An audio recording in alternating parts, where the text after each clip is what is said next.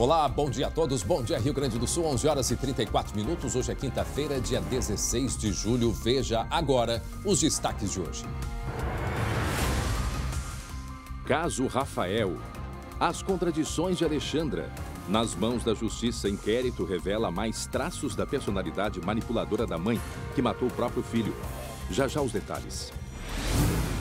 Erguei as mãos e... Isso é um assalto. Padre e fiéis são alvo de bandidos durante uma missa online. O pessoal manda a polícia aqui para a igreja, estamos sendo assaltados durante a missa. Frio congelante e as imagens curiosas. Olha só como ficou a bombacha. E o banho abaixo de zero. Depois das temperaturas negativas, vem calor por aí. E um ex-colorado deu título para o Flamengo. Se manda o Vitinho, o Michael tá livre, Vitinho bateu pro gol, bateu na zaga, vai entrando!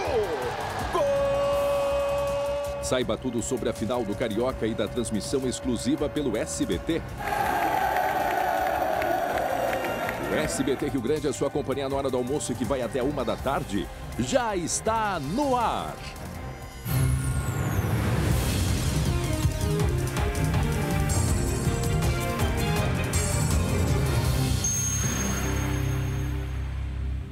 Uma das nossas imagens de destaque hoje, dá uma olhadinha aí.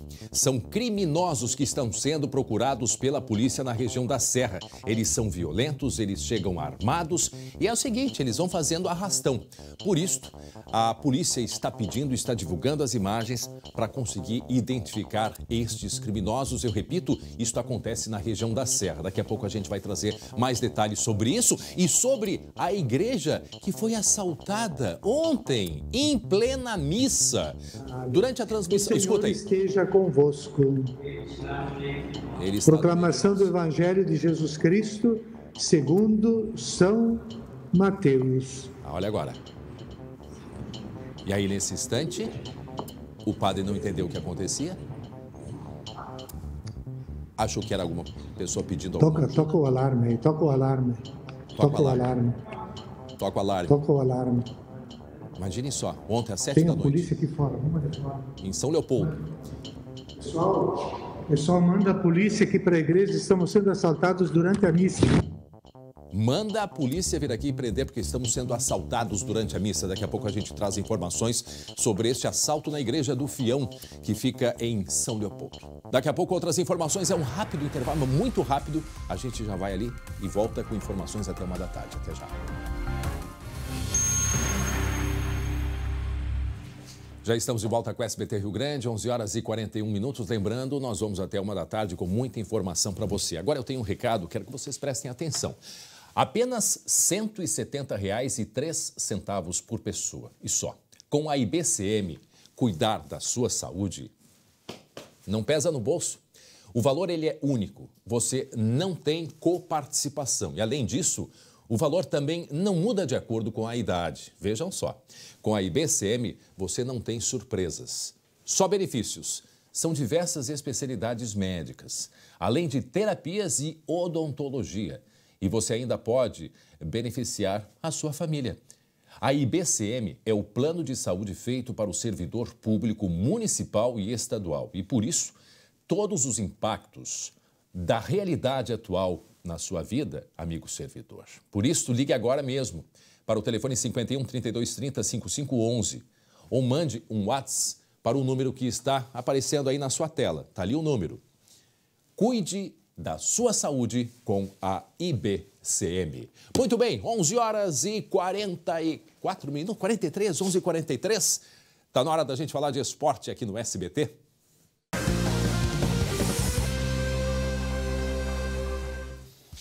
Um dia histórico. O Flamengo levou a taça do Campeonato Carioca de 2020. O rubro-negro venceu o Fluminense por 1-0 com gol do ex-colorado Vitinho nos acréscimos do segundo tempo. A transmissão exclusiva você acompanhou aqui no SBT. A decisão aconteceu com os portões fechados, mas mesmo assim as torcidas deixaram seus recados. A nação rubro-negra preparou um enorme mosaico montado com a mensagem 42 milhões com vocês. Bandeiras também foram estendidas no setor norte. Do lado tricolor, um bandeirão com o escudo do time para também marcar presença. Alívio para os torcedores do Flamengo quando Rafinha apareceu entre os titulares. O lateral era a dúvida até minutos antes da partida, por sofrer com dores causadas por uma torção no tornozelo esquerdo. Antes da bola rolar, 1 minuto de silêncio em homenagem às vítimas da Covid-19. Após o apito do árbitro, o que se viu foi um jogo bastante disputado. O Fluminense precisava vencer por pelo menos 2 gols de vantagem. Menos do que isso, a decisão iria para os pênaltis. Já o Flamengo jogava por um empate por ter ganhado o primeiro jogo por 2-1. Mas nem parecia. Pedro foi quem chegou mais perto nesse lance. Faz o toque atrás para o Pedro, bate para fora. O Fluminense descontou logo depois com o Marcos Paulo, mas o chute foi para fora. A tentativa do outro lado, chegou batendo o Marcos Paulo, bateu para fora. O Ilharão também arriscou de bem longe e assustou o goleiro Muriel. Rafinha vai bater daí, bateu pro gol, que chute perigoso. Após esse contra-ataque, Marcos Paulo teve ótima chance para deixar o Fluminense em vantagem, mas bateu fraquinho e Diego Alves pegou. Pro Marcos Paulo, dominou, bateu fraquinho. A melhor chance da primeira etapa foi essa. Pedro ajeitou e tirou tinta da trave. Pedro dominou, bateu pro gol, Pedro! O ritmo diminuiu no segundo tempo, mas o Flamengo continuava melhor. Até que o técnico Jorge Jesus resolveu fazer 3 substituições de uma vez. Saíram Gerson, Rafinha e Pedro para as entradas de Gustavo, Henrique e Diego. E Vitinho. 8 minutos depois, o atacante roubou a bola, avançou, soltou a bomba de perna esquerda. A bola desviou na defesa do Fluminense e encobriu o Muriel. Flamengo 1-0.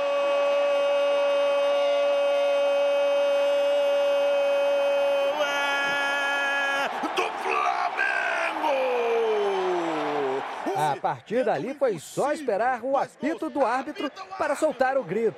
Acabou. O Flamengo é campeão carioca. O futebol do Rio de Janeiro continua com as mesmas cores. Continua rubro-negro. Os jogadores se abraçaram, cantaram e fizeram muita festa para levantar a taça de campeão carioca. Uma vez Flamengo, sempre Flamengo. Flamengo sempre eu. Muito bem, e foi um sucesso com uma audiência que a gente agradece a todos os nossos telespectadores, não é mesmo, Glauco? Super narração do Theo José, o Carlos Alberto, a Tirson, dando toda a noção de como era o jogo realmente. É claro que faltou a torcida, mas é a situação que a gente está vivendo, né, André? Mas a emoção essa não faltou. E parabéns ao Fluminense do Odair, que é quase gaúcho. O Odair é catarinense, mas é quase gaúcho. Se formou no futebol aqui no Rio Grande do Sul, né? Porque o time realmente tinha limitações e ele conseguiu impor uma séria dificuldade ao Flamengo. Pois é. E aí, então, essa partida que, mais uma vez, né, a gente agradece, que foi uma audiência espetacular e um dia que foi histórico, até porque essa retomada, né, do futebol aos poucos aqui no Brasil, em meio à pandemia, algumas coisas diferentes, não é mesmo, Glauco? Assim, a gente já não estava mais acostumado, né, se readaptando a essa realidade que a gente vive, mas enfim, foi um dia histórico para todos. E o SBT ofereceu a transmissão e também pela rede social. Aliás, foi um dos assuntos mais comentados no mundo, a transmissão do SBT dessa grande final do Carioca. Que legal, né? Parabéns a todos os colegas. Agora, Glauco, depois deste jogo, antes da gente falar da nossa dupla aqui, o que vai acontecer, eu indiretamente falando também por causa do Renato, mas o técnico do Flamengo Jesus vai voltar para Portugal, está confirmado isso? Todo mundo naquela grande expectativa, porque a imprensa do Flamengo entrevistou o Jorge Jesus, mas não perguntou isso aí. Sim. Só que alguns sinais indicam que ele está indo para Portugal. O Benfica, né? Isso, voltando, na verdade, né? E aí se cogitou até no Renato, né? Mas as informações que vêm do Rio de Janeiro é que o Renato não seria uma das prioridades do Flamengo. Boa notícia para o torcedor tricolor. E eu ouvi que se o Renato não é prioridade do Flamengo, pode ser que o Cudê seja prioridade para o Flamengo. O Flamengo... Será possível isso? Estaria de olho num técnico estrangeiro. Poderia ser o Sampaoli, que está lá em Minas Gerais, né? Poderia ser o Eduardo Cudê. Então, o Inter, a direção do Inter, que põe as barbas de molho, que o Cudê pode estar na mira sim. Mas isso aí o tempo vai dizer. Por enquanto, é uma grande incógnita, André. Muito bem. Bom, e sobre a nossa dupla Grenal, o que a gente tem por aqui? O nosso campeonato ainda com algumas dúvidas e incertezas. Em princípio, já é na semana que vem, é isso mesmo, Glauco? A Stael, que prevê tão bem o tempo, será que não tem como fazer uma previsão do gauchão, do futebol por aqui? Não, ela não teria essa capacidade, será, André? Olha, tá difícil, viu? Ontem teve uma nova reunião da Federação Gaúcha de Futebol aí com a Prefeitura de Porto Alegre para entregar o protocolo. Por quê? Porque o Grenal está previsto aí, ó, para o estádio Beira-Rio, seria na próxima quarta-feira. Só que a Prefeitura tem que autorizar, ela teve o acesso a este protocolo e diz que o Comitê de Enfrentamento à Covid-19 vai analisar. Que está previsto uma série de regras, de restrições, né, sanitárias e de segurança, inclusive isolamento de 300 a 500 metros do perímetro ao redor do Beira-Rio para evitar aglomerações. Só que a Prefeitura tem que analisar e tem que aprovar uma possível mudança de local, até isso entrou na pauta. Grenal não sendo no Beira-Rio. Bom, não se sabe. A princípio, o Grenal está previsto para o Beira-Rio e a Prefeitura tem que autorizar. Só que já é na próxima quarta-feira, André. Menos de uma semana, né? Pois é, tem que ser logo. E já estamos aí na quinta-feira, agora já chega amanhã, sexta-feira, quem sabe até amanhã a Prefeitura se pronuncia, não é mesmo? Vamos esperar. Nós falamos, meu irmão Glauco Paz, se a gente perguntar se a gente era irmão mesmo. Eu disse, olha, praticamente, né? É o irmão mais velho, né, Glauco? Eu sou o mais bonito, no caso, né? Sempre tem aquela disputa, né? Não, mas isso não há dúvida. Eu não tenho dúvida disso. Não, brincadeira. Meu irmão Glauco Paz, vamos para Biscoito Zezé Carinho, que vem de família. Até daqui a pouco, Glauco. E olha só, a gente vai mostrar daqui a pouco para vocês as cenas ainda, né, do Rio Grande do Sul gelado, porque ontem foi também um dia, digamos assim, histórico. Olha o que esse rapaz fez aí. Eles deviam ter dito que era para ele fazer isso domingo, quando a temperatura chega a 30, 32 graus. Mas ele, com 3 graus abaixo de zero, esse rapaz foi tomar banho ontem. Daqui a pouco a gente te diz aonde isto aconteceu. E tem outras imagens também impressionantes aí do frio. Tem cachorrinho que ficou com o pelo congelado. Tem uma bombacha congelada. Olha o que eu falei, olha aí. Escuta aí, ó. Casaco velho aqui, o gelo. Ué, e esse casaco tem que não se dobra? Aqui. Credo. Aqui. Ó a bombacha. Olha as calças. As calças parecem ter um couro seco. Isso aí é a bombacha do gaúcho. Oi, gente. Olha que usado. Coisas do Rio Grande do Sul. E nós mostramos ontem também aquele cachorrinho, um cachorrinho tofu, cachorro aqui do Vale dos Sinos de Sapiranga. Daqui a pouco a gente vai mostrar a imagem dele, porque além, né, dele ter ontem brincado no frio, depois ele assistiu a gente, assistiu o SBT Rio Grande e viu ele aparecendo na TV. Depois a gente vai mostrar essa imagem, a imagem do tofu. Aí a hora que ele estava brincando, que eu até disse, né, o cãozinho frio de renguear Cusco, aí é um cão ex-rengueado, quer dizer, ele já estava correndo para se esquentar. E depois ele confortavelmente, olha a carinha dele, que coisa, olha aí, tá aí, ó, assistindo ontem a abertura do SBT Rio Grande, deitadinho, descansando no quentinho, depois ele assiste, inclusive, ele aparecendo na televisão. Bom, daqui a pouco a gente mostra essas e outras imagens que a gente tem, né, do frio. E vai lá na nossa página no Facebook, tem alguma imagem do frio ontem? Manda pra gente e a gente mostra aqui. A gente teve, olha só, a Grace Soares em Campo Bom, até Formigueiro congelou. Olha a geada ali no Formigueiro. Bom, mas em Campo Bom é um frio que não fazia há muito tempo, fez menos 0,2, né? 2 décimos negativos lá em Campo Bom, no Vale dos Sinos. Temperatura bastante baixa. Aí a Grace mostrando o formigueiro congelado. Mas daqui a pouco a gente vai mostrar a imagem de um cãozinho que dormiu do lado de fora e ele ficou também com o pelo congelado por causa desse frio todo. Mas daqui a pouco a gente mostra as imagens do frio, porque agora vamos falar sobre o caso do Rafael, né? Um menino morto pela mãe no norte do estado, lá em Planalto. A investigação, o inquérito, agora está nas mãos da Justiça. E essa investigação revela muitos traços, né, da personalidade da mãe, né, uma pessoa manipuladora. E, inclusive, essa investigação destaca as contradições de Alexandra ao longo da investigação. Quantas vezes nós falamos aqui da primeira versão, da segunda versão, teve a terceira versão e agora surge até uma quarta versão. A colega Luciane Coleman tem outras informações a respeito do que diz agora, né, o Ministério Público a respeito da investigação deste caso do menino Rafael, que a gente lamenta tanto porque esta criança sofreu bastante, né? Lu, bom dia, Lu. Bom dia, André. Bom dia a todos que estão nos assistindo. Pois é, eu diria, André, para você que finalmente a gente consegue montar as peças desse quebra-cabeças. Quantas vezes, né, André, a gente ficou aqui debatendo sobre perguntas que não tinham respostas, sobre algumas situações que não fechavam, né, não batiam, ficava uma lacuna, mas como assim? Que eram inverossímeis, ou seja, não condiziam com a realidade. E agora, eu digo para você, André, que tudo parece mais claro.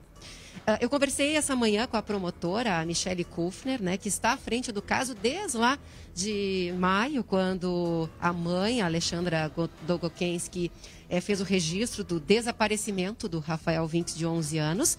E ela acompanhou, então, esse caso até agora, até a apresentação, então, da denúncia à Justiça. Essa denúncia que foi apresentada na última sexta-feira. Na segunda-feira, então, a Justiça aceitou a denúncia, quando, então, a Alexandra passou a ser ré oficialmente desse processo e teve a prisão temporária convertida em prisão preventiva, apesar, André, dela continuar internada no hospital por uma pancreatite, um problema de saúde já antigo. Bom, André, o pessoal deve estar curioso, mas o que mudou? Na verdade, clareou. Né? A gente tinha algumas dúvidas, por exemplo, lá no início da versão da Alexandra, quando ela confessou que havia matado o filho, ela disse que não foi intencional, que ela havia dado o remédio, diazepam, 2 comprimidos, e ele havia morrido. Depois de algum tempo, então, ela finalmente confessou dizendo que ela deu o remédio porque o filho não obedecia a ela, ficava no celular até muito tarde e que quando ela retornou até o quarto, ele continuava acordado. E aí, então, ela teve a ideia de usar a corda para matá-lo, então, estrangulado, asfixiado. Só que, André, a perícia, desde o início, deixou muito claro que não havia sinais no corpo do Rafael de defesa. Normalmente, quando uma pessoa está acordada e ela vai ser estrangulada, o que acontece, né? No mínimo ela vai dar um grito, né? Segurar a pessoa. Ou no mínimo vai tentar dar um grito. Vai dar um grito. Né? A primeira reação, vai se debater. Vai se debater, vai bater na parede, né? Que ele estava numa caminha do lado da parede. É muito comum também arranhar. Sim. Arranhar a pessoa, se a pessoa está atrás, ela vai arranhar. Só que embaixo da unha do Rafael não foi encontrado nenhum vestígio de genético, de DNA. Certo. Né? Ele não tinha sinais no corpo de ter se debatido. E aí, qual foi a conclusão? De que não, ela teve a intenção, ela planejou, André. Ela deu o remédio para ele dormir. 2 comprimidos de diazepam não são suficientes para matar uma criança, mas são suficientes para fazê-la dormir. Então, ela deu esse remédio, fez a criança dormir, foi buscar a corda. Quando viu que o menino já estava totalmente dormindo, indefeso, foi lá e matou, então, o próprio filho de 11 anos. Esse fato, para mim, é crucial e mostra a crueldade dessa mãe. É uma coisa assim que, olha, a gente não tem palavras, sabe? É fato, não tem palavras. Então, porque a gente começa agora a juntar todas as coisas que a gente ouviu, inclusive as que eu ouvi lá na cidade de Planalto, as pessoas... O seu Walter, que foi o responsável pela cerimônia, pelo funeral do menino, ele teve acesso ao corpo e ele me relatou sobre o estado do corpo, que coisas que a gente nem comenta aqui. Então, essa criança, ela foi tão bem estrangulada que o aspecto físico, deixa eu resumir assim, um indicativo de, sabe, uma pressão muito forte. Essa mãe estrangulou esse menino com muita vontade. Só que dias antes, né, ela passeava com a criança na rua, né? Lembra o próprio delegado dizendo, ele era testemunha, ele disse, testemunha, ela passava aqui na frente da delegacia, uma mãe muito cuidadosa, mas ao mesmo tempo muito dominadora pelo que a gente... Nossa, e muito dominadora pelo jeito. Por quê? Porque era um menino que é dito, né, Lu, muito reservado. Quantas vezes a gente falou, mas como que uma criança de 11 anos é reservada? Pode ser mais quietinha, mas se era reservada, é um perfil que indica também que ela determinava e colocava as regras dentro de casa, né? Quer dizer, qual o objetivo de manter essa criança tão reservada assim, né, Lu? Essas alturas a gente já começa a pensar aí, nos permite concluir uma série de coisas, né? A imaginar uma série de possibilidades. E uma outra questão, André, que Eu acho que a gente não tinha conhecimento. Ontem você trouxe aqui no jornal, né, durante o SBT Rio Grande, essa informação que consta tanto na denúncia do Ministério Público como na decisão da Justiça, é que no dia da reconstituição, da reprodução simulada, lá em Planalto, a Alexandra ela teve a oportunidade de conversar com o filho mais velho, de 17 anos, o Anderson, e também com o namorado. Ela tinha a intenção, naquele momento, de entregar uma carta, um caderno, que a gente até chegou a mostrar aqui, que ela chegou a escrever dentro da prisão, né? São 106 páginas, 100 páginas relatando sobre a vida dela e, nas últimas, colocando a culpa no pai do Rafael, que a polícia várias vezes conseguiu comprovar que ele estava lá em Bento Gonçalves, estava na serra, muito longe do menino. Mas, enfim, mais uma vez, ela tentava delegar, responsabilizar outra pessoa. Bom, ela tinha a intenção de entregar esse caderno, André. Só que ela não esperava que ela poderia conversar com os dois. E aí, nesse local, com a autorização da Justiça, havia uma captação do áudio ambiente, do som. E essa conversa foi gravada. E aí, logo mais, a gente traz todos os detalhes do que aconteceu naquela sala, nessa conversa. Então, até daqui a pouco. Aí, impressionante, né? Esse traço, esse perfil desta... Não dá para chamar isso de mãe, né? Não dá para chamar de mãe. Daqui a pouco, então, a gente volta com outros detalhes sobre a investigação do caso do menino Rafael. Agora, atenção para essa história aqui que a gente vai contar. Teve um assalto ontem, durante uma transmissão ao vivo, né, pelas redes sociais. Isso aconteceu em São Leopoldo. 2 criminosos roubaram, né, assaltaram ali e tinham o padre, mais 3 fiéis que estavam ali trabalhando, né, fazendo a transmissão dessa missa quando o assalto aconteceu. Foi dentro da paróquia São José Operário, por volta das 7 da noite. Enquanto o padre Ramiro Mincato, de 64 anos, rezava a missa, né, que era, como eu disse, transmitida pelo Facebook. Vejam só os detalhes agora na tela. Aleluia, aleluia. O Senhor esteja convosco. Proclamação do Evangelho de Jesus Cristo, segundo São Mateus.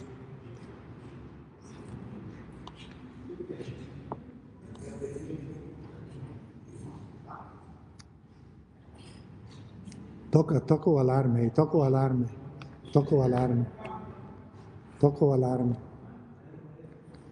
Tem a polícia aqui fora, vamos ali fora. Pessoal, manda a polícia aqui para a igreja, estamos sendo assaltados durante a missa. Pedimos desculpas a todos por esse transtorno. 2 pessoas, cara lavada, entre 2 jovens, certamente drogados, aí queriam assaltar as pessoas que estavam aqui dentro da igreja.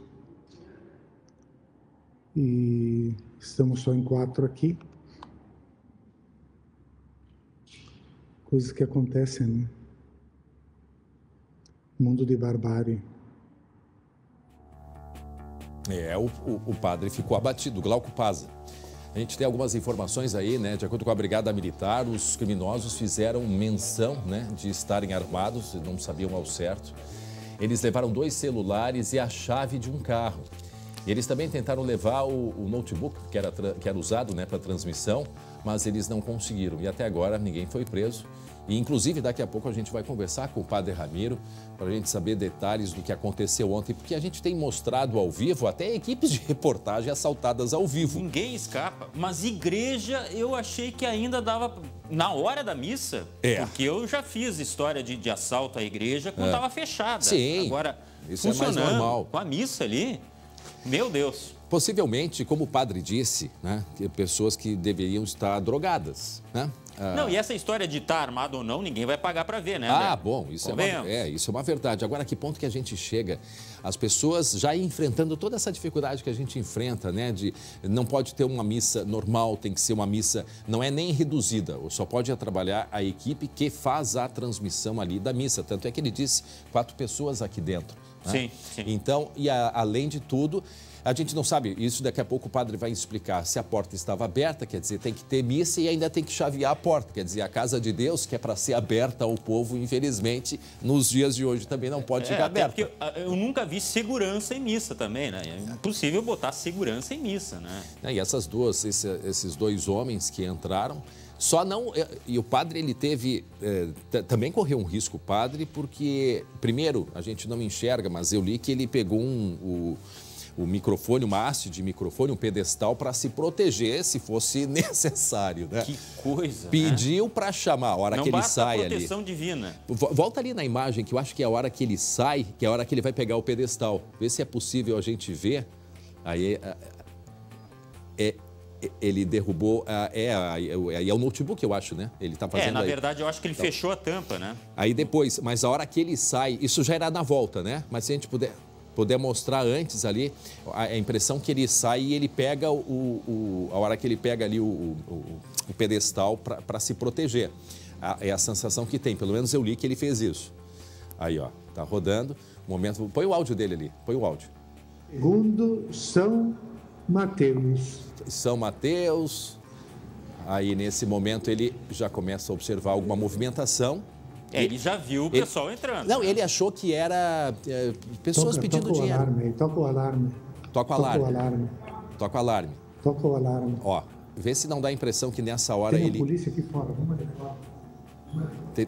Teve um momento que... O pessoal manda a polícia aqui para a igreja, estamos sendo assaltados durante a missa. Estamos sendo assaltados durante a missa. Não chega a aparecer, né? Mas depois o padre vai explicar ao vivo pra gente por quê e vamos confirmar, né? Que ele de fato fez isso. E só falta me dizer, André, que não é a primeira vez. Aí já é demais, né? Durante a missa, não, pelo que eu sei, foi a primeira vez, mas a igreja já foi há pouco tempo atrás, já foi alvo de criminosos, inclusive quebraram uma imagem de Santo Antônio. Né?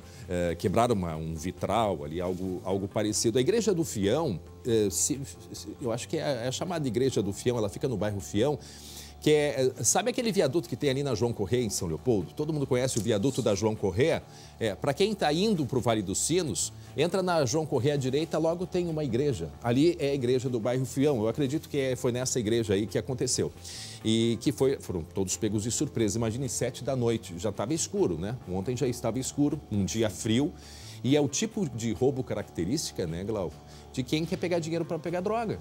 Isso. Inclusive levaram aí 2 celulares e a chave de um carro, né? Não se sabe se eles tentaram levar o carro depois. Imagina 2 pessoas nessas condições, que o próprio padre disse que eram pessoas que estavam drogadas, se inventa de pegar um carro e sair dirigindo. E a gente acredita que possa ser gente da região ali, né? Pessoas da região, inclusive, que sabem muito bem que horas está acontecendo a missa, qual é a rotina que acontece ali naquela região. Dependendo do estado, nem sabia o que estava acontecendo, né? Por causa da droga, né? Drogados, e ali é uma região que é próximo à BR, e é uma região de fato onde tem muitas pessoas, infelizmente, né, dependentes, né, de drogas e que ficam circulando ali pela estrada. Tanto é que nessa esquina da João Corrêa, todo dia tem gente pedindo dinheiro, porque tu vê visivelmente que são pessoas drogadas.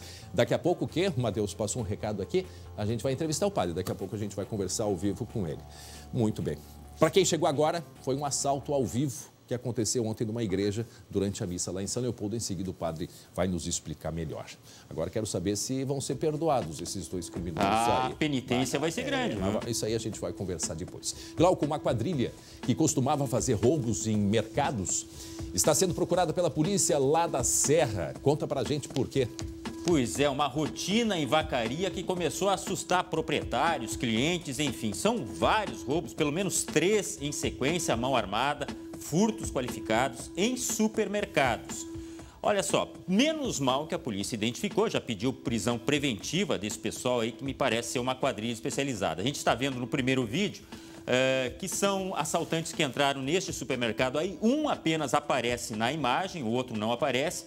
E eles pegam o dinheiro, ele está com a touca ninja aí, ó, só os olhos de fora, pegam o dinheiro, ameaçam, como eu disse antes, eles estão armados, você vê ali que é um revólver calibre 38, ele pega o dinheiro e some, vaza dali. A gente vai ver agora no próximo vídeo um outro caso de um outro supermercado, e aí são 2, a gente consegue ver 2 criminosos, um vai para o fundo da loja, enquanto o outro fica na frente, pede para a atendente o dinheiro do caixa, vai colocando tudo ali, ó, faz a limpa no caixa enquanto o outro está lá no fundo também roubando. Pois não.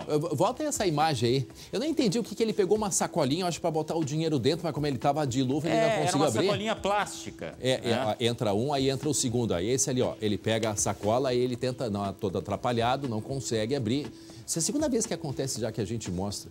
Aí ele resolveu pegar tudo na mão mesmo. Tava difícil de abrir a sacolinha. Aliás, eu tenho uma dificuldade séria em abrir essas sacolas de supermercado também. É tão fina, né? A gente não consegue abrir. Aí ele foi lá, pegou com a mão mesmo e era isso. Tá? Fugiram depois, tá? Não foram localizados naquele momento ali. Esses assaltos aconteceram em maio, mas as imagens foram divulgadas agora. E no próximo vídeo, André, que é outro, como eu disse, é uma sequência, Nossa, é um arrastão, hein?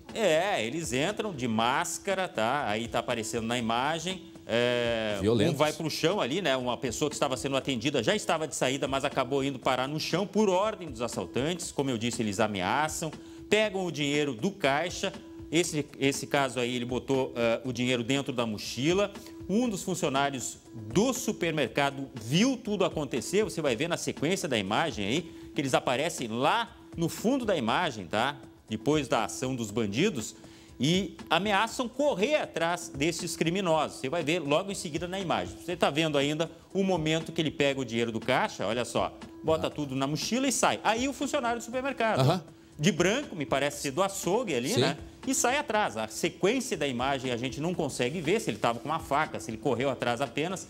O fato é o seguinte: um dos criminosos, conforme a polícia, é de Santarém, no Pará, e vem barbarizando naquela região ali e já tem antecedentes por vários crimes, inclusive furtos, roubos com ameaça. Tá bom pra ti ou não? Pois é, mas o que vem fazer por aqui, né? Bom, gente, para quem... só pode. 12h e 10 minutos agora, para quem está chegando, nós estamos divulgando a imagem, a polícia pede para a gente divulgar essas imagens que não são muito claras para identificar essas pessoas, porque a gente sabe que a máscara de criminoso é o tal do capuz ninja, né? E aí todos estão ali, né, com aquela máscara, touca ninja, né? Touca ninja. É a máscara do criminoso, a touca ninja. Então é difícil da gente conseguir identificar. E se o cabra da peste, né, é lá um deles é lá do Pará, então a gente não consegue também, assim, não é uma pessoa aqui do círculo, né? Mas ele já mora um certo tempo aqui, pelo menos é o que a polícia nos indicou nas informações, até para tentar localizar mais fácil esses criminosos, né? Que ele já teria uma convivência de cerca de 3 anos ali na Serra.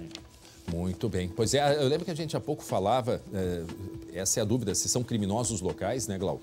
E por isso a gente está divulgando essa imagem, isso foi em Vacaria, na Serra, a polícia quer divulgar, porque quer encontrar essa turma, porque parece roubo simples, mas eles tocam terror e levam muito dinheiro dos mercados. Imagina, né? Numa cidade pequena como Vacaria, ir ao supermercado, ao mercadinho da esquina, virou um risco, né? Exatamente. E aí eu fico pensando naquilo que o Fadanelli falou, numa das entradas dessa. Nosso colega lá de Caxias. Isso, da Serra, dizendo o seguinte: tem muita gente fora que vem trabalhar. Por exemplo, tem a questão da colheita da maçã, né? Isso. E às vezes o pessoal fica sem emprego e recorre a esses artifícios que convenhamos. Aí tem a coisa da pandemia, que mais de 4 mil criminosos foram beneficiados, né? Porque está no grupo de risco. O grupo de risco, né? Era mais seguro ficarem presos do que na rua tocando terror, como muitos têm feito. Não sei se é o caso desses aí, mas vai saber. Assim como tocaram o terror ontem à noite.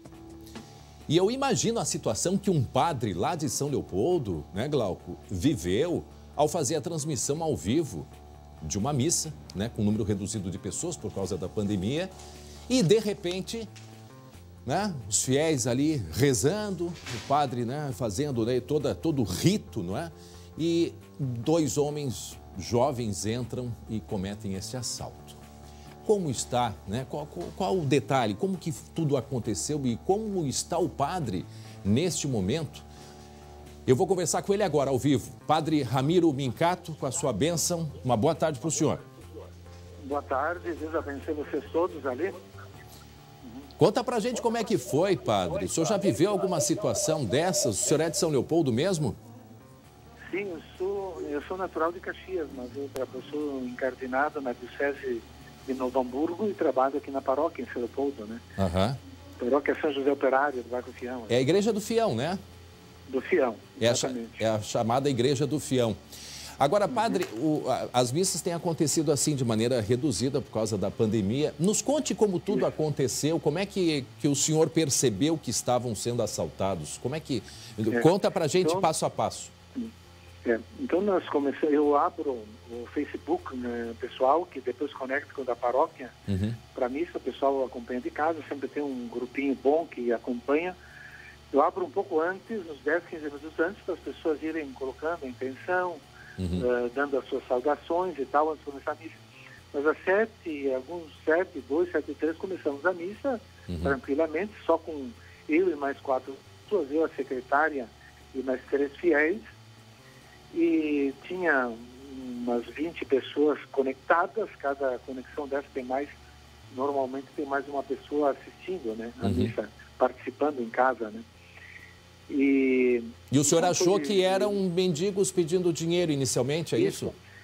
E quando eu me aproximei no ambão para fazer a leitura do Evangelho, entraram 2 pessoas, eu pensei que fossem pedintes, um que veio pelo corredor lateral, vinha fazendo sinal com a mão sobre a boca, fazendo sinal como cala a boca, não fala nada, né?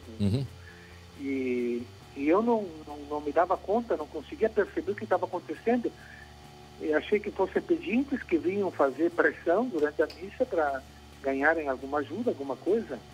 Porque na paróquia a gente ajuda famílias do Centro Medianeira, da zona que atende a família da Zona Norte, cada mês com um rancho de alimentos. Nós ajudamos também a MEP, que cuida dos meninos e meninas lá do bairro Progresso. Sim. Mas pessoas que passam assim, para pedir, para passagem, para receita, para gás, para essas coisas, normalmente não ajuda, porque a gente sabe, são quase profissionais pedindo. Sim, sim. E esses 2 estavam juntos, padre? Eles entraram juntos, um veio pelo corredor lateral, outro pelo corredor central, e eu não me dava conta, eu sabia que ia acontecer alguma coisa, mas pensando nessa linha, eles pressionarem para pedir ajuda, né? E aí, o que aconteceu? E quando eu vi, um ali foi na secretária e de repente já estava com o celular dela, atirou o celular dela, e o outro no corredor central, no paroquiano, fazendo com a mão, apertando a roupa, como para demonstrar que embaixo da roupa tinha uma arma. O senhor não chegou a ver a arma? Aí, não tinha arma. Aí que me dei conta, né, que era um assalto, que ele não estava pedindo. Eles estavam assaltando com aquele gesto de querer mostrar uma arma. E também me caiu, aí nessa hora caiu a ficha que era assalto, e que eles não tinham armas, que se tivessem armas, eles iam ficar com ela escondida e tentando mostrar embaixo da roupa. Mas o senhor não ficou com medo, não ficou na dúvida, padre? Não, da arma não, na hora porque me deu uma luz que não tinha arma nenhuma, mas aí que caiu, eu ia até lá na secretária para ajudá-la, ele estava ali tirando o celular, e quando eu vi o outro com a mão assim, como que para mostrar alguma coisa, eu disse, é um assalto, eu voltei para frente do computador, ele disse, é um assalto, chamem a polícia durante a missa aqui, né? Isso. E de fato, fora, os paroquianos já chamaram, ligaram logo para a brigada, ligaram para a segurança, ligaram para o pessoal do conselho, quer dizer, a mensagem foi para fora e veio a reação logo. Mas quando eu fui para frente, o que estava aqui no corredor central, ele veio, fechou o computador. Foi ele que fechou. Eu tirei. Ele aparece na imagem ali fechando, porque o senhor estava ali, quando percebeu que era um assalto, o senhor saiu para o lado esquerdo. Foi a hora que o senhor pegou um pedestal de microfone para se proteger? Não, aí eu estava indo para ajudar a secretária, para saber o que ele estava fazendo com ela, o que ele queria, né? Tá. E que aí, quando eu me dei conta, eu voltei para o Ambam para dizer que era o assalto. Nesse momento, ele veio correndo, fechou o computador e queria levar. E o senhor disse o quê? Da mão dele, ele puxou de novo, e aí eu fui para o lado, mas aí não apareceu mais, porque o computador já estava fechado. Eu peguei no lado um pedestal que tem ali para a caixinha das esmolas, para defender. Se ele vinha de novo para querer tirar o computador, eu ia defender, né? E aí, quando eu peguei o pedestal, ele escapou, saiu correndo. Aí ficou com medo. Ele ficou com medo e os dois saíram nessa hora, os dois saíram correndo. O meu colega Glauco... Hein? Eu estava brincando, eu dizia, eu acho que eu vou ter que rezar a missa com esse pedestal mais perto. Olha, só rindo, né, padre? Olha, tem certas situações, infelizmente, que chega a ser cômico, né? Imagine um padre, a que ponto que chega um padre ter que se proteger com um pedestal de um assalto em plena missa sendo transmitido por rede social. Quer dizer, uma coisa inimaginável até então pouco tempo. O meu colega Glauco tem uma pergunta para o senhor.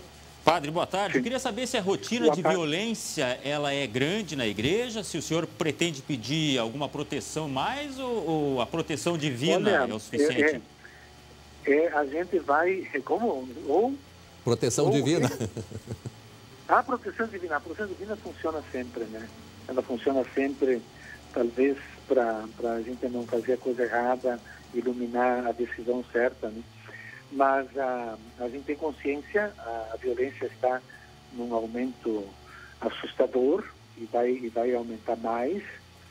E isso faz parte, né, desse momento que estamos vivendo, que além já no ano passado, se a gente for honesto, admite que a economia estava em frangalhos, as lojas aqui em São Leopoldo todas fechadas, os shoppings, metade das lojas fechadas, desemprego ambulante, né, crescendo, e agora com a pandemia piorou ainda mais, né?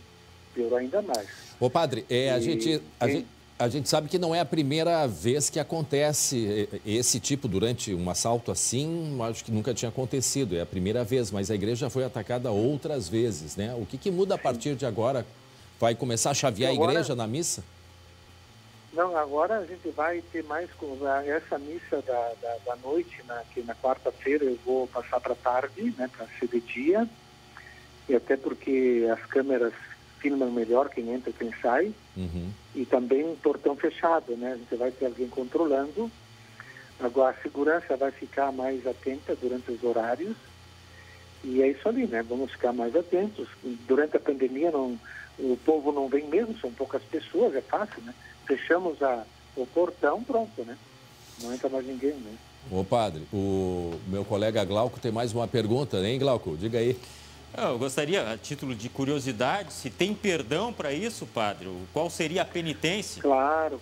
Olha, a penitência seria que porque a maioria desses roubos não são realmente assaltantes, porque é gente drogada, viciados, e que estão ali, roubam coisas para trocar por uma pedra, tem um tráfico de drogas enorme, né?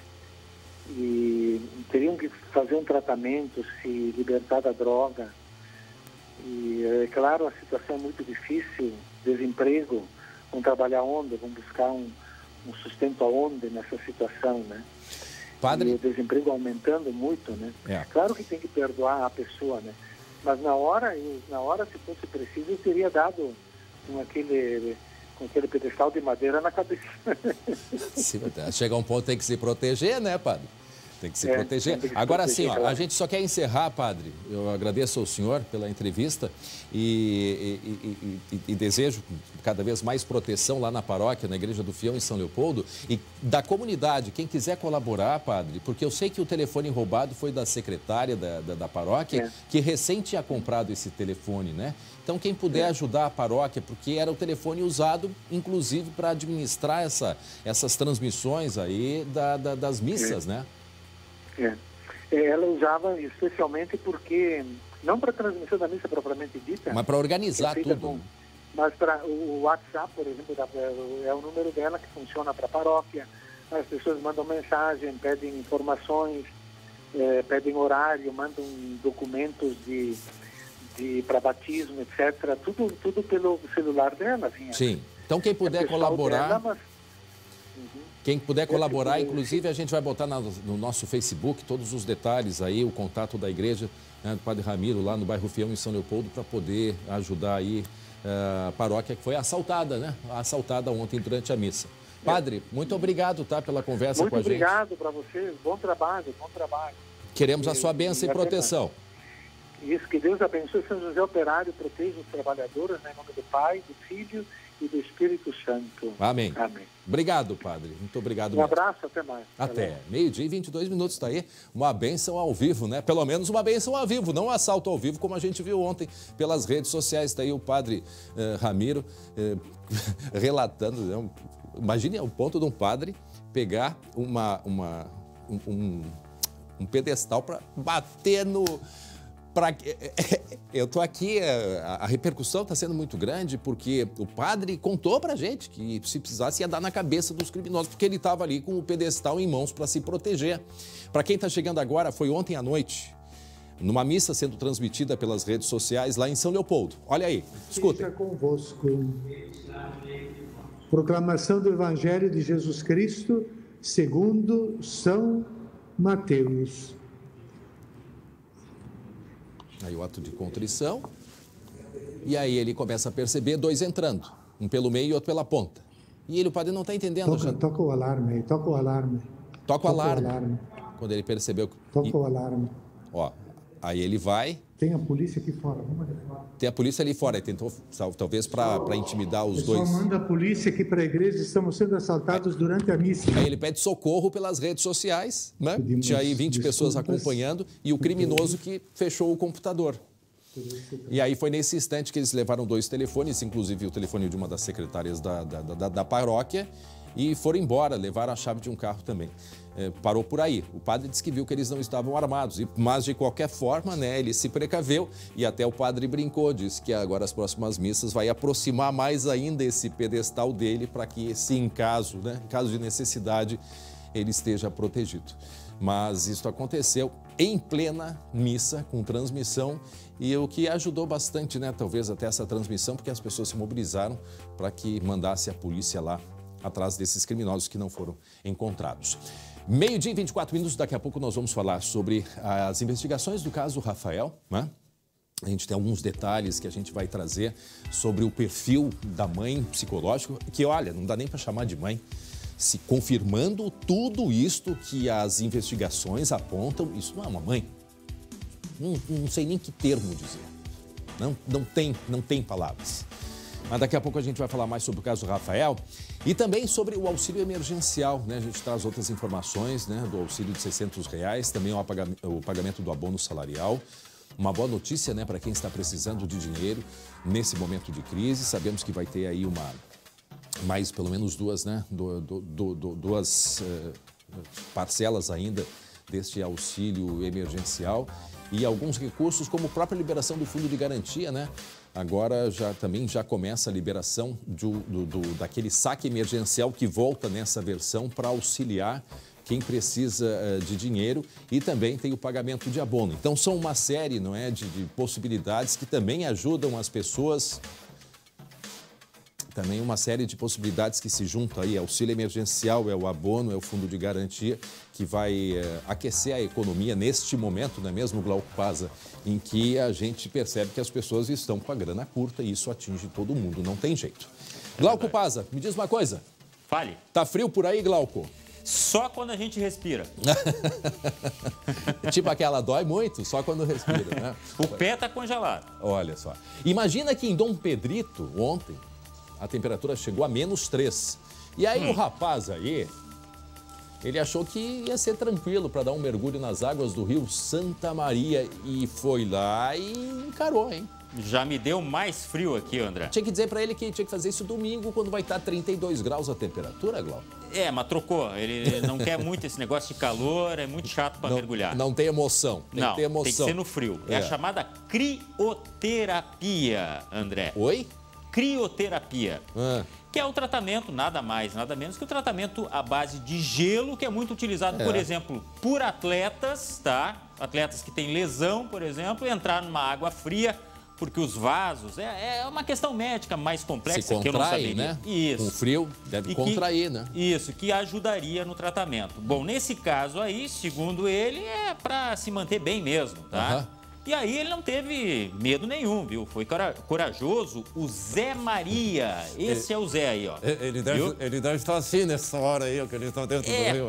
Parece que ele não conseguiu falar, tá?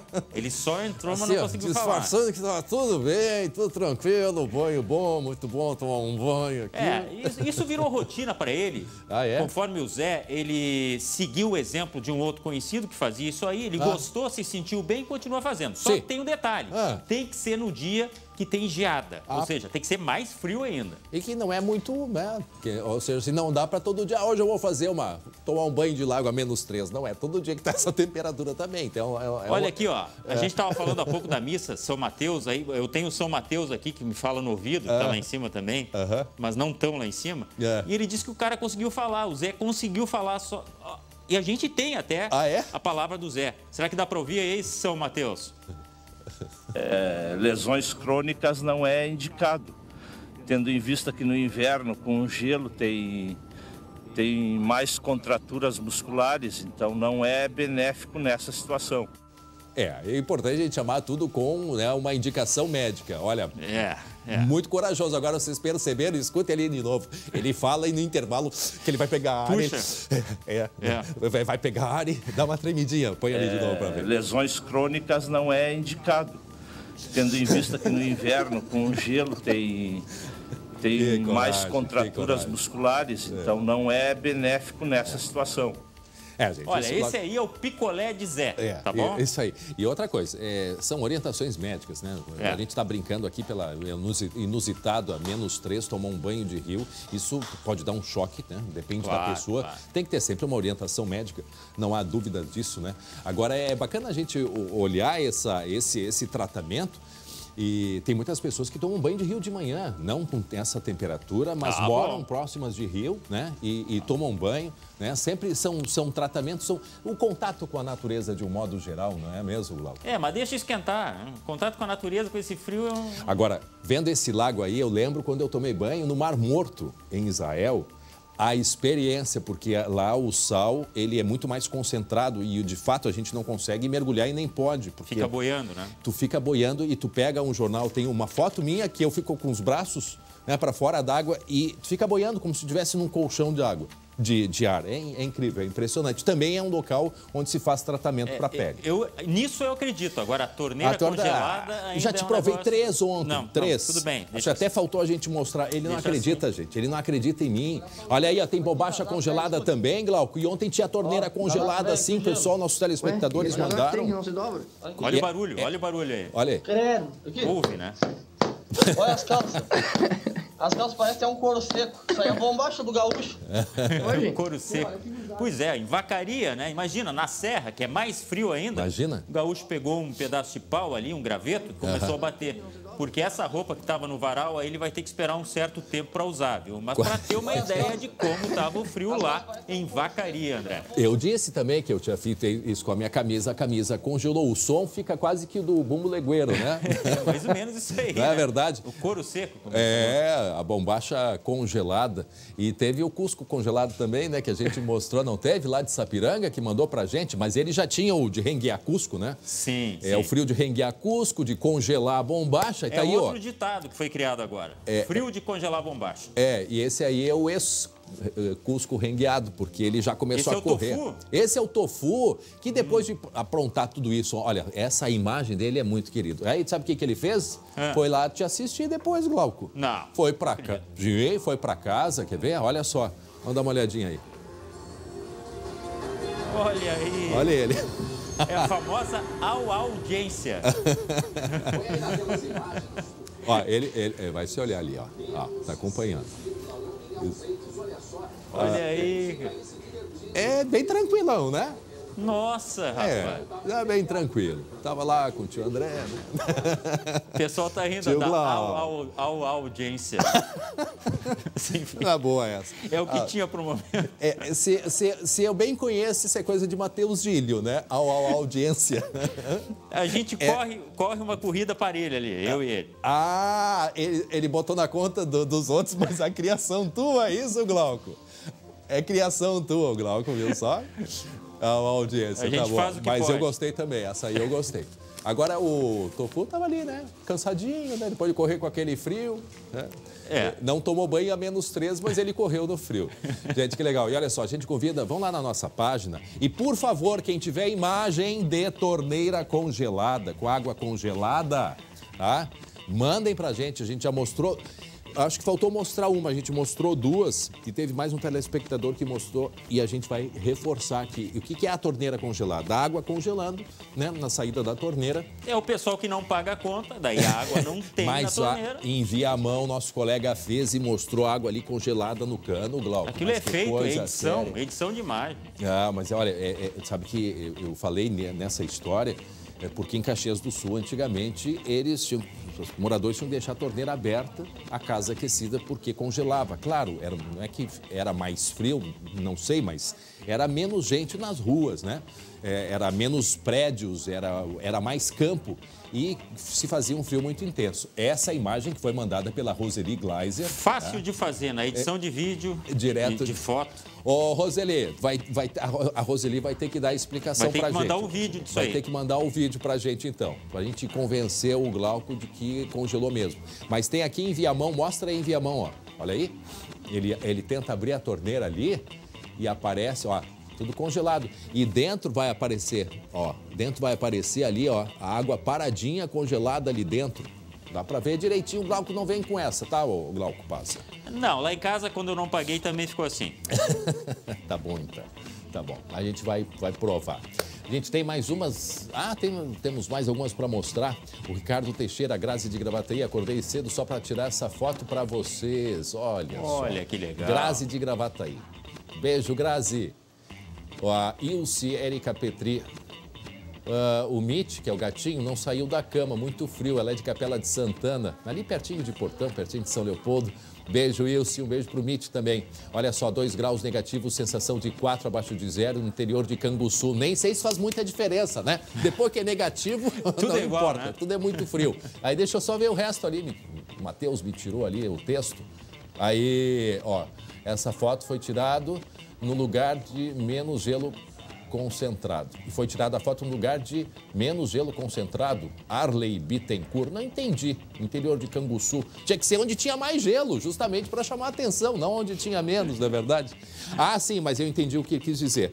Teve lugares que tinha mais. Só que esse ali tinha pouco e mesmo assim, né, dava para ter uma noção da... Olha só, Andréa Krutzmann. Sapiranga, às 9 da manhã, muito frio. Isso Tomara ontem. que esse carro não seja álcool, viu? Senão ele vai funcionar amanhã só. Tu lembra do carro? Mas os de hoje até nem é problema. Mas os de antigamente, nossa, para ligar um carro a álcool, esquece. Tanto é que tinha que injetar, lembra a gasolina? Sim, a gasolina. Tinha que injetar gasolina para primeiro pegar no... Ah, mas são velhos, é verdade, Matheus. Tinha que injetar gasolina e rezar para não apagar. Porque aí depois passava pro álcool, ainda era mais uma meia hora dele pulando para esquentar o motor, né? Aquecia para depois andar. É verdade. Ah, sim, sem falar. Lembra das garagens como é que ficavam para esperar esquentar? Ficava aquele vapor assim, uma coisa... gente... As coisas evoluíram, melhoraram. O mundo já foi pior. Já. Bom, e olha só, amanhã as temperaturas vão começar a subir, gente. E a gente está aproveitando para mostrar esse frio, né, Glauco? Porque a gente vai ter, e isso é bom a gente chamar a atenção hoje, a gente tem aí um alerta de chuva forte, principalmente para a metade norte aqui do estado. Né? E com risco, principalmente nessas áreas onde já tivemos enchentes. Uma média entre 50 e 60 milímetros que a gente vai ter de chuva, então fica o alerta mais uma vez para essa região da Serra, Vale dos Sinos, Caí, porque essa água toda desce e a gente sabe que para no Guaíba. Essa instabilidade vai até amanhã. A gente vai continuar com temperaturas baixas, mas a partir aí de amanhã já vai tudo mudar. Vejam só aqui, ó, chuva para a região da Serra, região de Cambará, dos Campos de Cima da Serra, essa temperatura de 0 grau que a gente também vai ter, essas são temperaturas agora para esta noite, tá? Essas são as temperaturas mínimas que ainda virão e vejam que as máximas seguem baixas, tanto é que agora faz 12 graus aqui em Porto Alegre. Então vejam que o frio ainda se espalha pelo Rio Grande do Sul, mas A gente vai ter, portanto, essa quinta-feira chuvosa. Amanhã, sexta-feira, falando aqui de Porto Alegre. E a gente pode ter isso aqui, já é uma noção para todo o estado, tá? Porto Alegre hoje está sendo muito boa referência, porque amanhã a gente vai ter um dia mais nublado ainda e já uma transição. Vejam que a temperatura chega a 19 graus. Está chovendo agora em Porto Alegre, isso? Chove já agora em Porto Alegre. Imagem ao vivo? Está chovendo. Pode ser que em alguns momentos fique mais forte. Aí a estação rodoviária? Próxima rodoviária, no centro de Porto Alegre.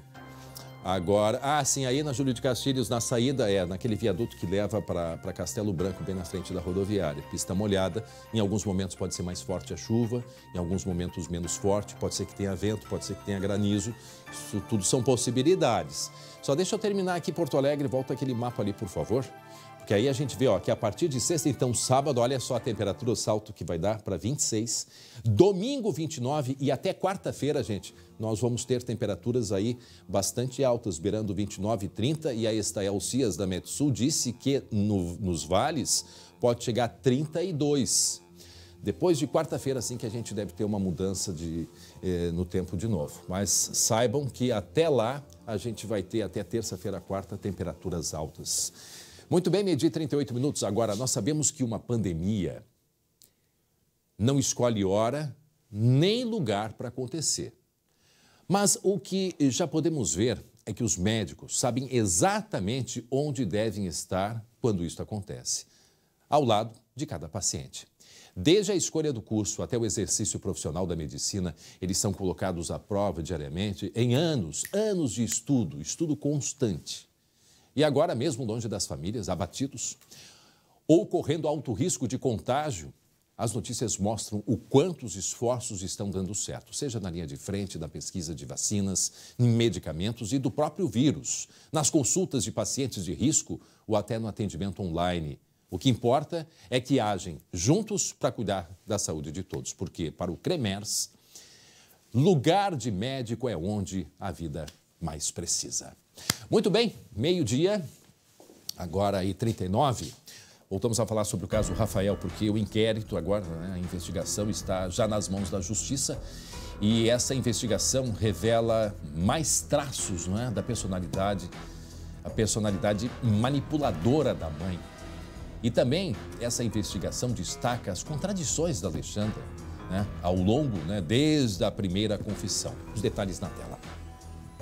Para a Justiça, há provas concretas de que Alexandra Dogokensky matou o filho Rafael Vinkis, de 11 anos, quando ele já estava dormindo. Os indícios apontam que ela deu 2 comprimidos de diazepam na noite de 14 de maio e aguardou no quarto até que o medicamento fizesse efeito. Por volta das 2 da madrugada, verificou que a vítima estava com a resistência reduzida e usou a corda para asfixiar o menino. A decisão traz o laudo pericial que detectou a presença do medicamento diazepam no sangue da criança, o que fez com que a vítima não apresentasse as lesões de defesa provocadas pela resistência habitual ao estrangulamento. Efetivamente, ele estava dormindo profundamente quando a mãe o estrangulou. Ela deu esses 2 diazepams, era uma dosagem que, embora não fosse letal, ou seja, ele não teria a capacidade de matá-lo, era uma dosagem que poderia fazê-lo dormir profundamente. Todas as perícias possíveis num caso como esse foram feitas, todas elas, sabe?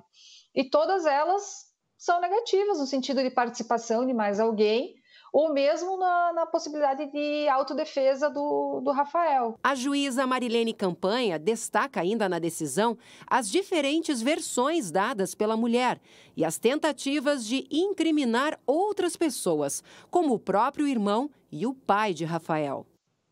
Num jogo de sedução, como a gente mencionou, a sedução dela não é uma sedução física, é uma sedução mental, Então ela vai tentando movimentar as peças aí para que para ela sempre fique o menos prejudicial possível. O Ministério Público não incluiu na denúncia uma carta de Alexandra que seria entregue ao filho e ao companheiro.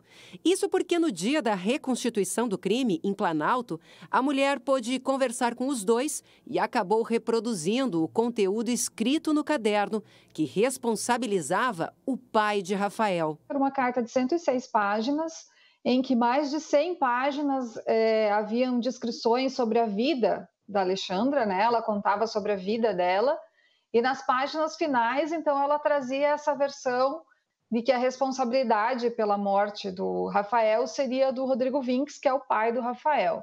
Neste diálogo gravado com autorização judicial, Alexandra insiste que não é culpada. O namorado diz: eles vão descobrir e você vai ter que contar a verdade. É uma injustiça com a vida deste anjo que está lá em cima. E repete: quanto mais tu mentir, mais tu vai te afundar.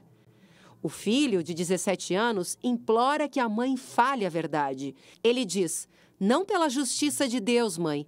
Você tem que falar a verdade. Mãe, tem que falar a verdade, por favor. Por mim e pelo Rafael, mãe. Tem que falar a verdade. Então, essa conversa, a partir do momento em que ela é trazida para o processo degravada, para o inquérito, aliás, degravada, a gente consegue afastar tranquilamente essa suposta vinculação do pai do Rafael no caso. A Justiça aceitou a denúncia do Ministério Público na última segunda-feira, quando Alexandra Dogokensky virou ré do processo e teve a prisão temporária convertida em prisão preventiva. Ela responde por homicídio qualificado por motivo torpe, fútil, asfixia e dissimulação com a impossibilidade de defesa da vítima, além de ocultação de cadáver, falsidade ideológica e fraude processual.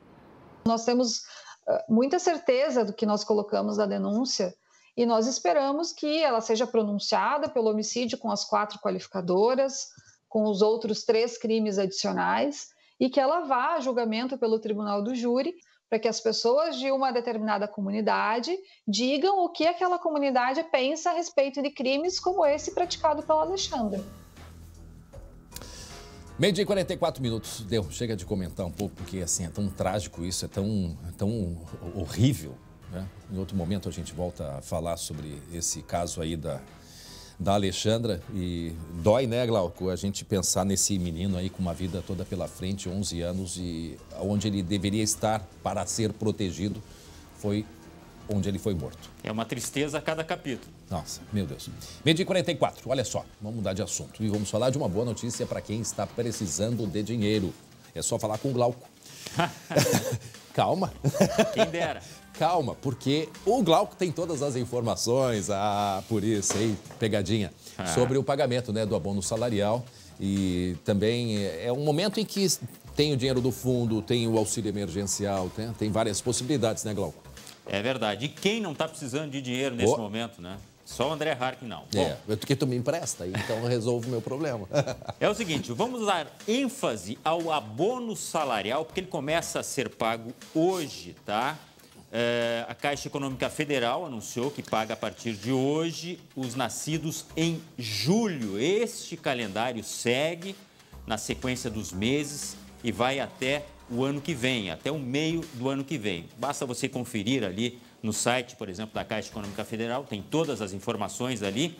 E este calendário foi antecipado justamente por causa da crise da pandemia para facilitar o acesso a mais recursos, porque o auxílio emergencial nem sempre dá conta de todas as necessidades. O FGTS também, o saque já está sendo feito, você pode conferir no site da Caixa Econômica Federal. E em relação ao auxílio emergencial, a 4ª parcela já começa a ser paga no próximo dia 20, aí para quem é do Bolsa Família. Aí tem toda aquela regra de seguir, né? O número de identificação social, o NIS, os calendários também estão no site da Caixa. E um esclarecimento a respeito do PicPay, que é uma carteira digital, um aplicativo que as pessoas usam para antecipar o acesso aos recursos, para poder pagar contas, inclusive ter o dinheiro em espécie. Muita gente reclamou que ficou sem o dinheiro sumiu da conta. O PicPay disse que o problema foi causado pela instabilidade do aplicativo da Caixa, o Caixa Tem. Já a Caixa Econômica Federal disse que está providenciando melhorias e que isso não deve acontecer novamente. Quem teve o dinheiro retirado, a Caixa tem que ressarcir. É isso, André. Mas que coisa, hein? Né? A Caixa que é responsável pelo sumiço do dinheiro. E a Caixa disse o quê? A Caixa diz que O problema foi realmente a instabilidade do Caixa Tem, do aplicativo da Caixa, e que melhorias estão sendo providenciadas. Agora, isso é bom que se diga, foi uma pequena parcela daqueles usuários do PicPay. Certo. Se alguém foi prejudicado, tem que buscar ajuda na Caixa.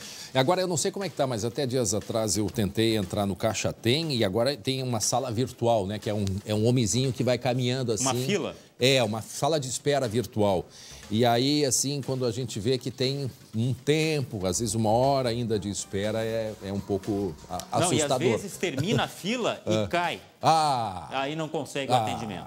A instabilidade é muito grande ainda do aplicativo. Muito bem, daqui a pouco a gente volta então a conversar, Glauco Paz. Olha só, Glauco, essa história aqui, ó.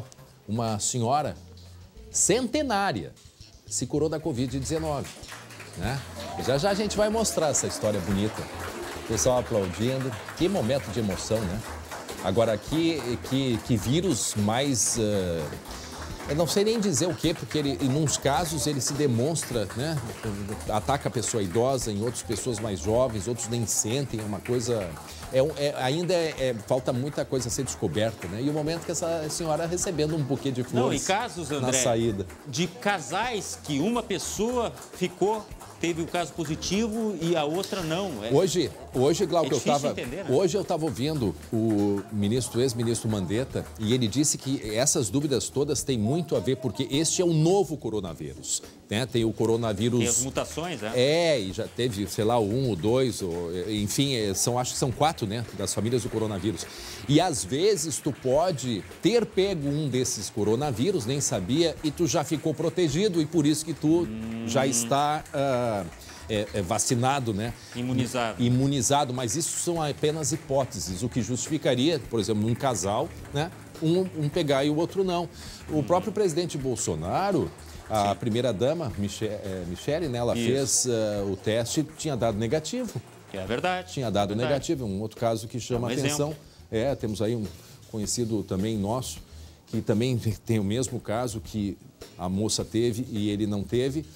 E o negócio é aguardar e ficar sempre atento. Mas são aquele lá é tão ruim que nem o vírus quer ele. Nem pode ser.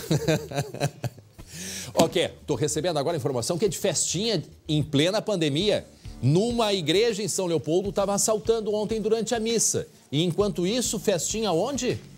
Coisas inacreditáveis dentro de uma secretaria da Prefeitura de São Leopoldo. Não. Acredita? Não. Mas teve, olha aí, ó, parabéns a você. A comemoração de um aniversário. Tinha tudo, tinha salgadinho, tinha docinho, tinha refrigerante. As pessoas não usavam máscara. Não tinha o distanciamento, que é tudo que se pede nesse momento. E gritos, né? Olha só, a hora que o prefeito Ari Vanazzi, eu imagino, porque eu acompanho as transmissões de vários prefeitos e o prefeito Ari Vanazzi tem sido muito rigoroso. Muito rigoroso. Pois olha. E eu acho que ele, quando viu esse vídeo aí, meu amigo, alguma coisa ele fez. Fez sim. Porque o secretário responsável, Adriano Maicá, dessa Secretaria do Orçamento Participativo, foi afastado. Tudo aconteceu lá, seria para comemorar o aniversário de uma servidora e o prefeito não concordou com esta atitude, até dentro de todas as leis que estão sendo cumpridas dentro do município para combate à epidemia, e afastou o secretário, e agora o adjunto está respondendo pela pasta. Acho tão engraçado. Foi a resposta do município em relação a este caso aí. E os demais servidores têm que ser punidos também, né? Processo administrativo, né? Vai ser investigado melhor. Tem que ser punido. Porque, para lá, vamos fazer uma festinha assim, se tu tem consciência da situação, tu sabe que o Hospital Centenário de São Leopoldo já está, por aqui, esgotado, né? Já são mais de 1.500, né, pessoas que se contaminaram. O que tem aquele ali? Como? O secretário está ali de boné. O secretário está liderando, parabéns a você, é isso? Isso, exatamente. Seria este de boina, né? Aplaudindo o secretário. Não podia ter feito uma coisa dessa, secretário. Aí está ele, secretário. Nós tentamos contato com ele, mas não conseguimos. Pois mas tem pessoas que negam que existe uma pandemia. Negam. Se o cara não enxergar ali o vírus, que nunca vai acontecer, porque ele não vai dizer que não existe. Só pode uma coisa dessas. Quer dizer, a população se contaminando, São Leopoldo perdendo empregos, empresas fechando, lojas fechando, a prefeitura não sabe o que mais fazer e aí o secretário arruma uma festinha dessa para reunir o pessoal e, né? E a gente que fala, péssimo exemplo. A gente fala tanto do Renato Gaúcho na beira da praia lá, esse aí também tinha que dar exemplo, né? Mas não tem. Agora, exemplo tem que dar agora o prefeito a partir disso, que já exonerou, e as pessoas que estiveram nessa festinha têm que ser responsabilizadas, sim, porque estão ali com o dinheiro da população, com o dinheiro público, e elas deveriam dar o exemplo. Infelizmente, péssimo exemplo que elas estão dando. Obrigado, até daqui a pouco, Glauco. Olha só, presta atenção nessa iniciativa da EGR, a Empresa Gaúcha de Rodovias, em apoio aos caminhoneiros nas estradas, olhem só. Desde abril, muitos caminhões que passam pelos pedágios da EGR, Empresa Gaúcha de Rodovias, têm sido parados. Mas não é uma fiscalização de rotina. A blitz é para prevenção. Em cada abordagem, se pergunta aos caminhoneiros se eles têm ou tiveram sintomas da Covid-19. É verificada a temperatura e, em alguns casos, feito um exame mais detalhado. No final, eles ganham álcool gel e água, e às vezes até mais. A EGR distribui esses materiais graças a doações de diversas empresas gaúchas. Recentemente, uma indústria de alimentos de Pelotas, por exemplo, doou 10 mil pacotes de biscoitos para o lanche dos motoristas de caminhão. Além do alimento, tem um carinho. Eu acho que eles se sentiram muito valorizados por isso também. Não só pelo que estavam recebendo, mas pela iniciativa das empresas e do governo de reconhecer o trabalho deles. No álcool gel distribuído, é possível encontrar também orientações sobre a prevenção à Covid. A gente fez questão de colocar um tagzinho, né, um QR Code na embalagem desse álcool gel, que quando ele lê com o celular, ele entra num site, né, que a gente criou numa webpage, que dá toda uma instrução de segurança, de procedimentos de higienização, até para eles terem uma forma de ter uma instrução, uma forma de se guiar. Eu aproveito para agradecer e, ao mesmo tempo, para convidar que todos nós possamos se juntar a esta corrente, para que possamos cada vez mais amparar os nossos caminhoneiros nas estradas gaúchas. Nós acreditamos que temos avançado e temos encontrado respaldo, mesmo na crise, de muitos colaboradores. E há um chamamento, sim, numa colaboração, como nós chamamos de uma corrente do bem. É importante a corrente do bem, sim, principalmente nesse momento que nós vivemos um dos pontos mais críticos da pandemia no Rio Grande do Sul. Vamos dar uma olhadinha nos números aí. Olha só, a gente teve um aumento de 1.321 casos. Olhem a taxa de ocupação de leitos UTI em geral, tá? Isso inclui Covid e não Covid. Estamos num período das famosas SARS, né, que são as doenças respiratórias agudas. Então, os leitos de UTI... Quando é que eu conversei com o governador ontem? Você estava em 75%, está 76,2% já. Nós tivemos casos confirmados, 42.239, recuperados 36.178. Vejam que o índice de 86% de recuperação é um índice muito positivo. Em acompanhamento, são quase 5 mil casos. Vamos dar uma olhadinha. Olha só, gente, já está 438 municípios, né? Já 88% dos municípios do estado. Vamos dar uma olhadinha lá embaixo nos principais sintomas. Mais um pouquinho aí, olha só. 37% febre, 43% com tosse, a tal da tosse seca, dor de garganta 25%, problemas respiratórios, né, a dispneia 18% e outros 76%. Claro que isso não é um ou outro, né? Às vezes pode ter todos. E esses outros é uma série de problemas, como manchas nos pés, não sentir cheiro, não sentir gosto. Então vejam só que doença curiosa e danada. Mas a tosse permanece em 43%, quase metade aí dos pacientes com aquela tosse, a tosse seca. O Glauco me escuta, Glauco? Glauco Paza. Sempre. Esse é um momento, eu tenho muita vontade de explorar mais alguns questionamentos, né, com as nossas autoridades, porque chega aquela hora assim, será que a gente não está no momento de ter um aplicativo, né, com rastreamento? A gente sabe que é muito complexo isso, mas a gente mostrou o caso da Alemanha, né? Na Alemanha, onde você vai, se vai num restaurante, tem que deixar o seu nome, né? E se você tem detectado com coronavírus, todos esses locais que você foi, eles são comunicados para que os frequentadores desses locais também sejam avisados. Esse é o rastreamento, né? Então, uma coisa que a tecnologia poderia ajudar muito para cercar, né, aqueles locais que são mais suscetíveis. Por enquanto, essa tecnologia é usada apenas para controle, e aí o objetivo da Prefeitura de Porto Alegre, né, de atingir 55%, por exemplo, tem muita ajuda dos celulares para saber se a pessoa está em casa, está fora de casa, para atender aqueles 55% de isolamento. Mas seria uma boa alternativa mesmo, né? Não, seria importante para a gente conseguir com isso rastrear e isolar essas pessoas e poder deixar que outras que estejam bem circulem, né? Esse seria o princípio básico.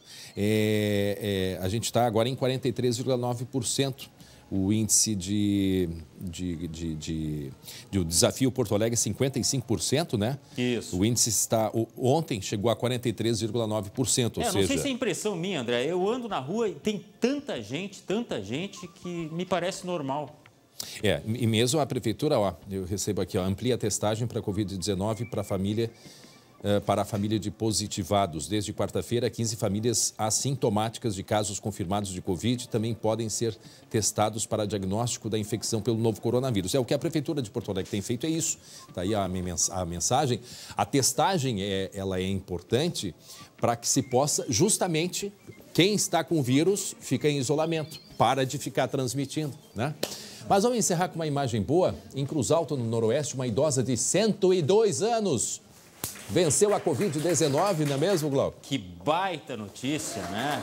É mais um aniversário fora de época, dá para dizer, né? Essa senhora de 102 anos, no Hospital Regional Santa Lúcia, é a paciente com idade mais avançada que teve a Covid-19 e venceu a doença. Ela ficou 13 dias internada, dona Marina do Canto Jobim, de 102 anos, como a gente falou. Segundo a equipe médica, ela procurou atendimento desde que sentiu os primeiros sintomas e não tinha nenhuma comorbidade, ou seja, isso ajudou. Ela não tinha um histórico de doenças e isso ajudou na recuperação. Parabéns para ela, que boa coisa, notícia. Hein? Que joia! 102, 103, 102 anos. 102 anos, gente. Que espetáculo. Parabéns a ela, um beijo, tão linda, né? 102 anos. Está ali saindo do hospital, recebendo um buquê de flores. Parabéns, viu? Olha, que show. Bom, a gente vai ficando por aqui com essa imagem bonita, né, Glauco? A gente volta amanhã. Obrigado pela companhia. Amanhã às 11h40, às 19h20, o segunda edição com Marcelo Chemali. A todos, tchau, tchau.